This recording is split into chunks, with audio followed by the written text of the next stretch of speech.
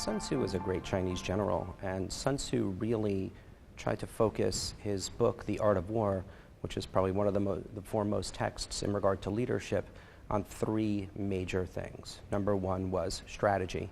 Number two was actual leadership. And then number three was a plan of action. So what Sun Tzu advocated was a specific strategic approach, leading his generals and, of course, the troops that they were in charge of into battle and winning, because victory is everything. And then a plan of action. In other words, you know what you want to do, but you have to plan it out. You have to map it out. Nothing is going to come without that plan. Well, it's kind of interesting because I've met a lot of EMS leaders in my time as well, and I think that oftentimes we look at things a little haphazardly. It's almost a less than strategic approach, if you will. And I think a lot of times we need to have that plan of action. I am often questioned by younger, up-and-coming leaders, if you will, and they ask me about how I got to where I am, and my career development, and my career choices.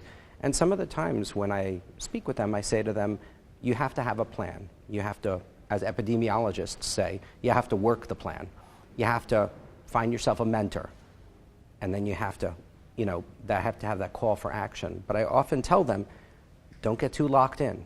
You want to have a plan, but you want to have an inherent flexibility. If something comes up on your radar screen, whether it's an educational opportunity, another opportunity, even a job, you want to have the flexibility to say, that's something I want to pursue. It might not have been in my normal plan, but I'm going to go for it.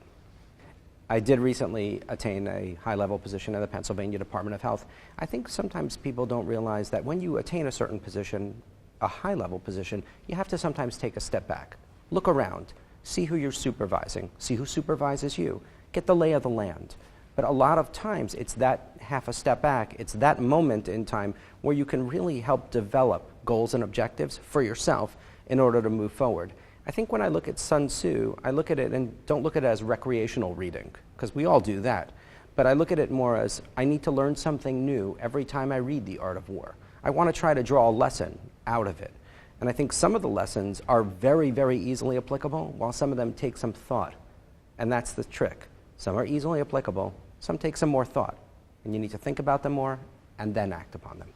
Well, I think that there are a lot of phrases that Sun Tzu has become somewhat famous for, such as keep your friends close and your enemies closer.